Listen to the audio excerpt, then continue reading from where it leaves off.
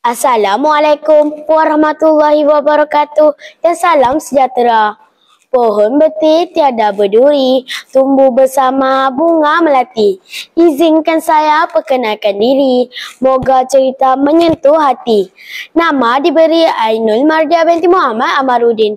Saya berusia 11 tahun dan merupakan pelajar tahun 5 Zamrud di Sekolah Kebangsaan Padang Asam. Pemata di pinggir jalan ini terletak di Kuala Kangsar. Kod sekolah saya ABA 4026. Pada masa lapang, saya gemar mengisi masa terluang dengan membaca buku cerita.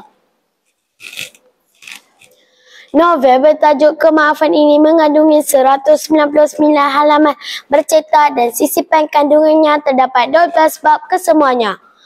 Buku terbitan PTS1 SDM Berhad ini sangat menarik untuk dibaca. Novel yang menarik ini adalah hasil karya Rejab F.I. Buku ini diterbitkan buat kali pertamanya pada tahun 2005 dan cetakan kelimanya pada tahun 2010.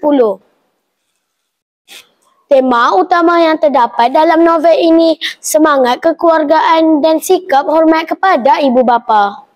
Ayuh semua, marilah bersama-sama saya mendalami kandungan novel ini. Novel berjudul Kemaafan ini menceritakan tentang kehidupan Pak Manaf dan Mak Timah yang mengusahakan sawah miliknya di kampung. Mereka hidup aman bahagia bersama anaknya dan kedua ibu bapanya. Pada suatu malam, rumah Pak Manaf dan Mak Timah telah didatangi oleh anaknya iaitu Amran yang telah dipenjarakan. Maka, peristiwa hitam yang mengganggu hidup mereka sekeluarga menjelma kembali.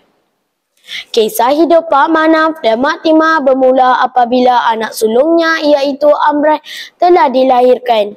Selain disayangi oleh mereka berdua, Amran amat dimanjai oleh datuk dan neneknya. Semua kemauannya sentiasa dituruti oleh datuk dan neneknya.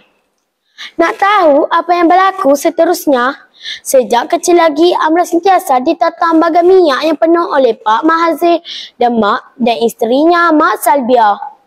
Semua kemauannya akan dituruti, manakala semua kesalahannya akan dibenarkan oleh neneknya. Bermula saat itu, Amran menjadi seorang anak yang tidak mendengar kata dan tidak menghormati ibu bapanya. Pak Manaf dan Mak Timah mula berasa bimbang dengan masa depan anaknya. Akhirnya, sikap tidak terkawal Amran semakin ketara di sekolah menengah, iaitu selepas neneknya meninggal dunia. Amran telah terpengaruh dengan sekumpulan budak nakal sehingga ditangkap kerana merompak.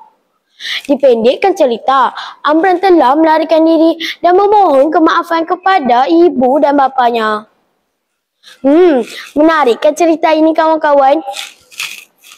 Buku ini juga mengandungi banyak pengajaran lain yang boleh dijadikan iktibar. Ceritanya menarik dan begitu dekat dengan jiwa pelajar seperti saya. Namun, saya ingin mencadangkan agar buku ini dapat menyelipkan gambar berwarna-warni supaya dapat menarik perhatian semua pembaca. Hadis Rasulullah SAW, anak itu ibarat kain putih. Ibu bapa lah yang mencoraknya menjadi Yahudi, Nasrani ataupun Majusi. Riwayat Bukhari dan Muslim. Anak-anak perlulah diberi didikan agama dan nilai murni sejak kecil lagi. Bak kata pepatah, meluntur bulur, biarlah dari rebungnya. Sekian, terima kasih.